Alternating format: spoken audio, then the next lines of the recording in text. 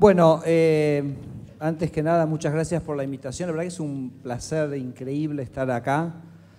El 6 de agosto del año 1943 lo invitaron a Winston Churchill a hacer el discurso de graduación de la Escuela de Negocios de la Universidad de Oxford. Y bueno, fue ahí el gordo, se paró y dijo, empezó su discurso, ¿no?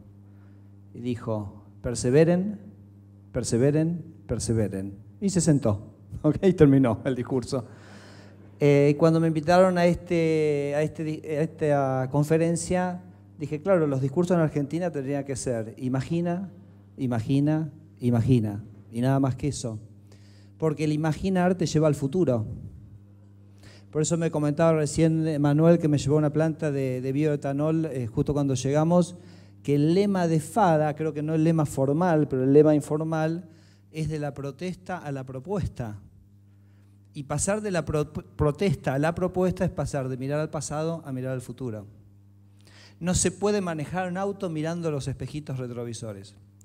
Entonces, lo que yo quiero hacer en esta presentación es hacer un tributo a imaginadores.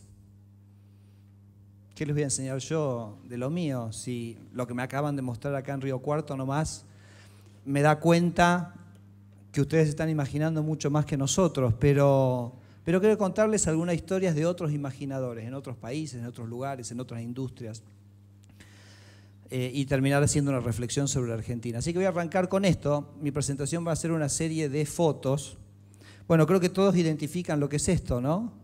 Ahí es una tacita de Starbucks y una máquina de Nespresso.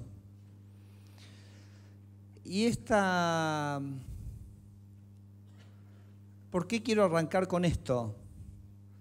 Porque claro, hay un mercado que es el mercado del café. Y la pregunta es, ¿cómo uno le saca el jugo al café? ¿Cómo uno le saca el jugo al grano de maíz? ¿Cómo uno le saca el jugo a la soja? Y en el caso del mercado de café, los que más le sacan el jugo no resultan ser ni los brasileños, ni los colombianos, ni los costarricenses, sino una empresa suiza que se llama Nestlé, que inventó hace unos años una máquina que se llama el Nescafé, o un señor que en la ciudad de Seattle, en Estados Unidos, inventó esta cosa que se llama Starbucks. Y ¿saben que Starbucks factura todos los años más que todas las exportaciones mundiales de café de todos los países del mundo? Entonces, ¿por qué lo menciono esto? Porque tenemos que estar pensando, imaginando permanentemente, porque otros están imaginando y otros nos pueden sacar el jugo que quizás tendríamos que haber desarrollado nosotros. Entonces, lo primero, una primera reflexión, y además es un muy lindo ejemplo porque dice que la imaginación y la innovación puede ser en cualquier industria. Bueno, les doy el segundo ejemplo. Quizás algunos identifiquen qué es esta foto. Esta foto es de la empresa canadiense, la mayor empresa exportadora canadiense. Y miren que en Canadá hay empresas de energía, hay de petróleo, hay de gas. Pero la empresa que más exporta canadiense está representada en esta imagen, que se llama Cirque du Soleil, es un circo, que por allá por el principio de los años 80, la ciudad de Quebec estaba celebrando su tricentenario y entonces decidieron hacer básicamente como una festividad de un par de semanas, y entonces le dieron dinero a distintos juglares de la ciudad para que desarrollen un circo, espectáculos. Y un par de juglares, gente que básicamente hacía malabarismos en la calle, se dieron cuenta que la gente ya no quería ir al circo a ver animales. Iba saliéndose la idea de ir a ver un animal siendo vejado, siendo amaestrado, domesticado, que la gente quería otra cosa y desarrollaron el circo sin animales. Y esa idea así tan sencilla y muy visual y lleno de luces generó esta empresa. Fíjense de lo que estamos hablando y de las industrias, ¿eh? La innovación no es solo microcomponentes, nanotecnología o misiles. La innovación puede darse absolutamente en cualquier sector. La innovación puede darse también en cualquier edad. Por eso les muestro la foto de este señor. Yo creo que probablemente muchos no sepan quién es este señor que cambió el mundo. Murió hace unos 6 o 7 meses. Este es un hijo de griegos de inmigrantes a Estados Unidos. Vivía en Texas. Durante toda su vida desarrolló una empresa petrolera. Pero él había puesto para su empresa petrolera una regla, que es a los 70 años había que retirarse. Entonces, cuando él cumplió 70 años en su empresa, dijo, bueno, me tengo que retirar, yo soy un hombre de palabras, cumplo con mi palabra. Lo que pasa es que el problema que tengo es que soy muy joven. O sea, ¿qué voy a hacer ahora que tengo 70 años? Soy un pibe. Y entonces decidió que iba a resolver un problema que la industria petrolera tenía hace muchísimo tiempo y que no podían resolver ni Exxon, ni Shell, las grandes corporaciones no habían, que era cómo producir gas de ciertas rocas más duras donde se sabía que había un montón de componente orgánico, pero que no se sabía cómo producirle, que es el famoso shale gas, que es lo que tiene Vaca Muerta. Este señor es responsable de la riqueza que Argentina va a tener por Vaca Muerta. Y entonces él tenía un campo en el estado de Pensilvania y dijo, yo me voy a dedicar a ver cómo se saca petróleo y gas de estas formaciones, y trabajó 10 años con un equipito muy chiquito. Entonces primero se dio cuenta que tenía que llegar a la piedra, como es una piedra más dura, de la cual no sale el petróleo o el gas naturalmente, había que fracturarla, había como que pulverizar la roca, descubrió cómo hacerlo, pero no salía. Después se dio cuenta, claro, la presión era tan grande que la roca se volvía a pegar una vez que la pulverizabas. Entonces empezó a perforar con una pequeña arena, que era la que generaba unas pequeñas cuñas que dejaban los intersticios abiertos. Tampoco funcionó. Y ahí estuvo como trabado durante 6 o 7 años, hasta que se dio cuenta y descubrió que en realidad en esa arena se depositaba una pequeña bacteria que crecía y hacía de suerte de tapón. Entonces lo que tenía que hacer era perforar con agua, pero con productos químicos, sería como un lisoformo, una cosa así, y entonces moría las bacterias, y cuando hizo eso cambió el mundo. Estados Unidos pasó de tener 40 años de reservas de gas a tener 200 años de reserva de gas. El precio de gas, que valía $10 el millón de BTU, que es la unidad de medida, pasó de 10 a 3. La industria empezó a volver a Estados Unidos. Vaca Muerta es una posibilidad gracias a este señor. Obviamente, a los 2 años que este señor terminó de descubrir esto, Estados Unidos se retiró de Irak. ¿No? Entonces, un señor a los 70 años, trabajando solo en un campo en Pensilvania, logró esto. Bueno, pasamos a una cosa un poquito más cercana a nosotros. Me gustaría saber cuánta gente en esta sala conoce este rostro, si me pueden levantar la mano. Bueno, esto es absolutamente increíble, increíble. Porque este señor que estoy mostrando acá es el responsable de que en Argentina existe una cosa que se llama la siembra directa. Es decir, que probablemente muchos de ustedes que son productores tengan la riqueza que tienen gracias a este señor. Les cuento la historia de este señor. Este señor es un bioquímico, era profesor de medicina en la Universidad de Rosario. En el año 76, cuando vino el golpe militar, como militaba en el JP, le dijeron, mira, rajá de acá, porque... Y entonces se volvió a su pueblo natal, que es el pueblo de San Jorge, en la provincia de Santa Fe, un pueblo de 20.000 habitantes. Y ahí en San Jorge, 20.000 habitantes, surgió la renovación tecnológica, que fue el cambio más importante en la economía argentina en los últimos 20 años. Este señor que está en esta foto, que ahora les voy a decir el nombre para los que no lo conocen, es el responsable primario del éxito económico argentino en los últimos 20 años. No es un presidente, no es un ministro de Economía, no es un intendente, no es un gobernador. Es este señor, un señor que trabajaba solo en el pueblo de San Jorge, 20.000 habitantes, provincia de Santa Fe. Este señor se llama Víctor Trucco.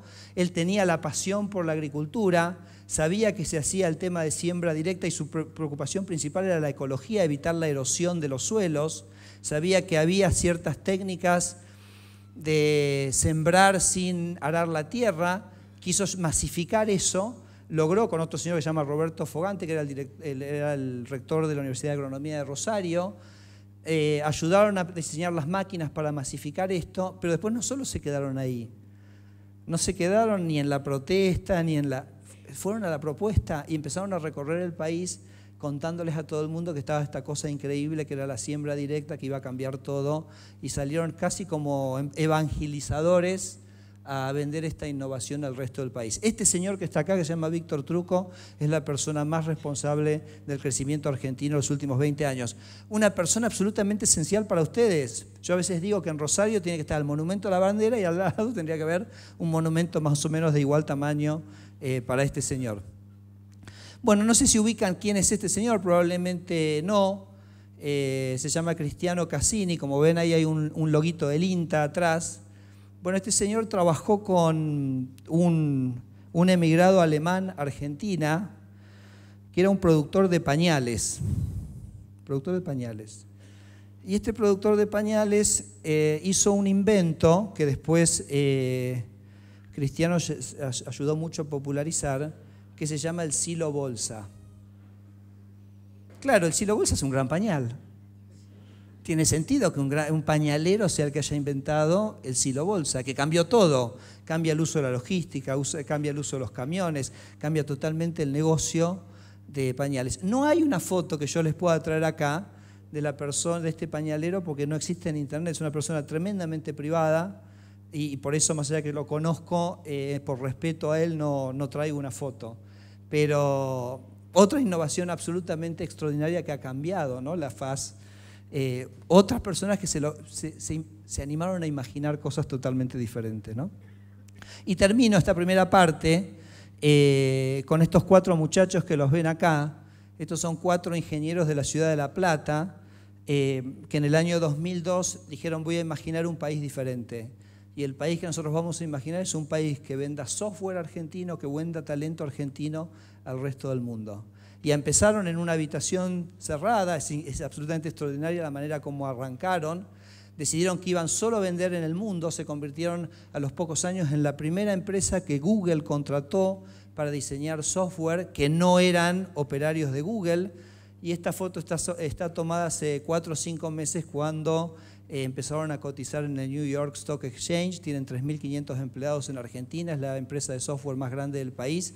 Tiene empresas en Brasil, tiene empresas en Estados Unidos, tienen básicamente ingenieros de software diseminados por todo el país.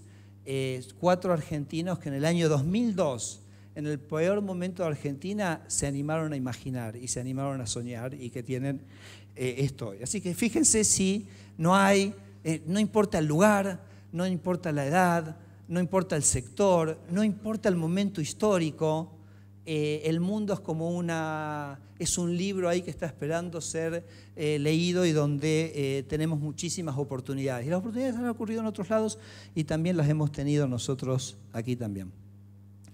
Quiero hablar de otro tema que me parece también bastante central en este mundo que necesitamos imaginar, este mundo que viene, que es el mundo de la igualdad de oportunidades.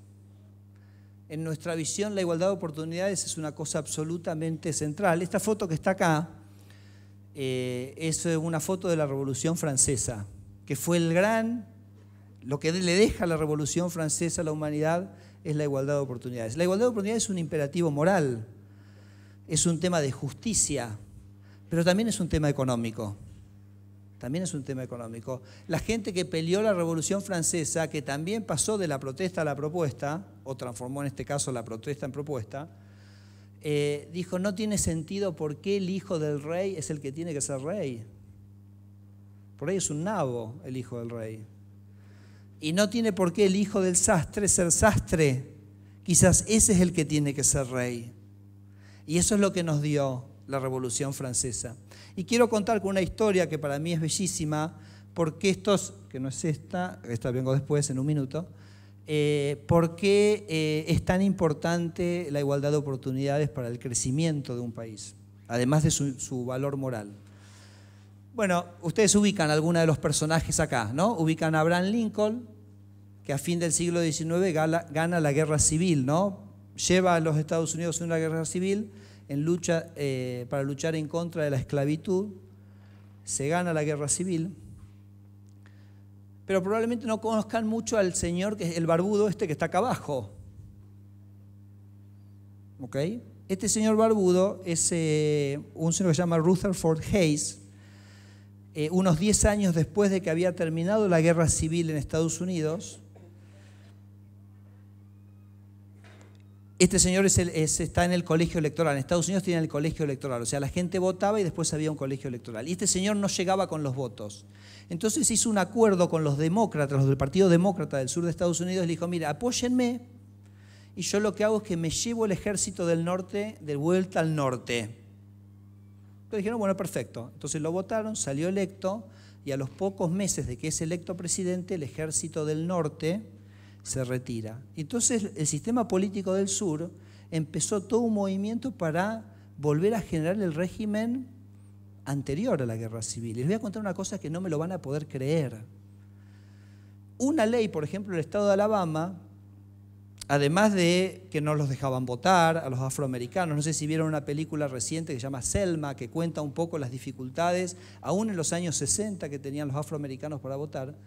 Pero a fin del siglo XIX, Alabama, por ejemplo, saca una ley que decía que si vos trabajabas a más de 5 kilómetros de donde vivías, podías ser acusado de vagancia y encarcelado.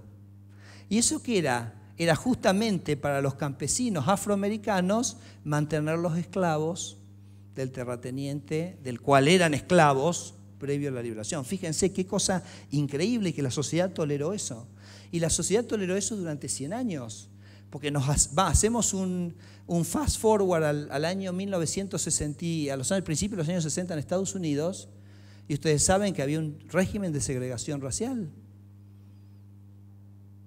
Los afroamericanos con los blancos no se podían sentar en las mismas zonas del restaurante, en los mismos asientos en los colectivos, no podían usar los mismos baños, no tenían acceso al mercado de trabajo, hasta que llegó este señor, que sí, por supuesto todos lo conocen, que es Martin Luther King, junto con John Kennedy, que ganaron la guerra civil. La ganaron de una manera muy diferente a la que la ganó Abraham Lincoln. No la ganaron con la guerra, sino que la ganaron con la palabra del amor y de la unión y de la reconciliación. ¿Pero por qué digo esto?